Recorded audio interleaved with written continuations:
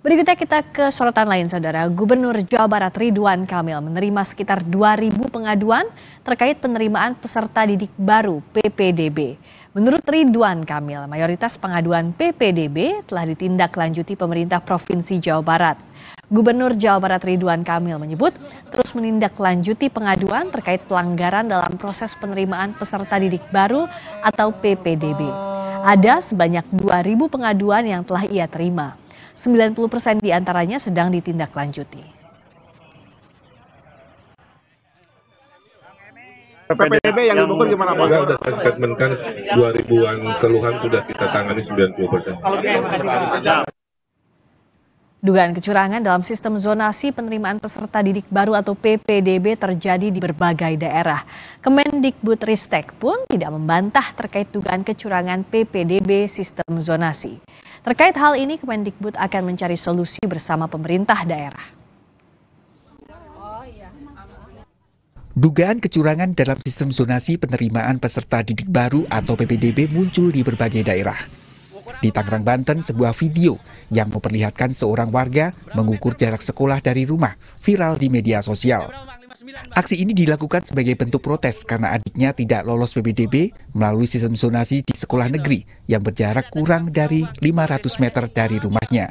Pagi hari jam 7:48, jam 8-an itu terpental. Maka ketika saat itu saya mempertanyakannya adalah satu titik koordinat dari SMA-nya, apakah di tengah, apakah di pinggir, atau dari depan pintu gerbang sekolah, atau posisi koordinatnya keseluruhan bangunan sekolah.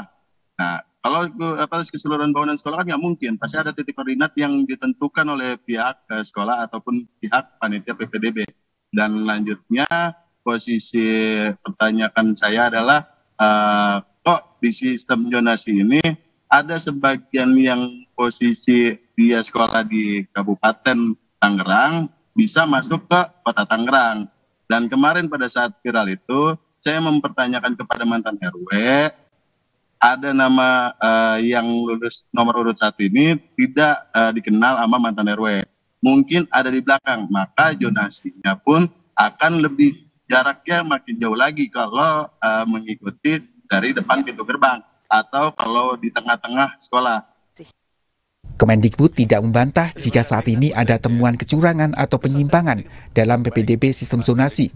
Kemendikbud akan mencari solusi bersama pemerintah daerah. Kembali lagi ke situ, maka ini akan terjadi. Bahwa anak-anak yang tidak mampu justru dapat sekolah swasta yang tidak jelas kualitasnya. Nah, inilah yang kita tidak mau, sehingga kalau kita tanya apakah dulu tidak ada masalah yang sama? Ada, Pak. Apakah tidak ada manipulatif kakak? Ada, banyak yang pindah. Apakah tidak ada titipan? Banyak. Apakah ada yang semuanya tidak berbayar? Berbayar. Kita mendapatkan pengaduan dulu untuk masuk ke SMP favorit puluhan juta juga gitu. Ya, jadi bukan berarti yang saat ini terjadi tidak terjadi pada zaman dulu. Hanya dulu itu karena kita tidak sistem PPDB online, sistem informasi tidak secanggih ini, sehingga tidak ada tempat untuk melapor. Nah, jadi kedapatan pungli itu karena tadi sistemnya sudah pelan-pelan mulai terbuka.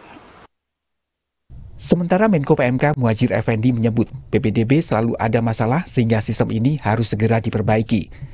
Perbaikan mulai dari pengelolaan PPDB hingga penegakan aturan jika terjadi pelanggaran. Zonasi ini kan kayak lebaran mudik itu loh. Jadi pasti saja ada masalah. Sedikit banyak selalu ada. Walaupun kita usaha untuk meminimalisir itu, saya rasa yang penting bagaimana kita harus berupaya sistem ini semakin baik, dari waktu ke waktu diperbaiki, baik dari sisi penanganan, pengelolaan maupun penegakan aturan. Kalau memang terjadi pelanggaran, kecurangan itu bisa jelas, tindakannya jelas. Menko PMK juga meminta kepada pemerintah daerah untuk melakukan evaluasi internal jika di daerahnya banyak terdapat keluhan atau laporan kecurangan sistem zonasi. Tim Liputan, Kompas TV.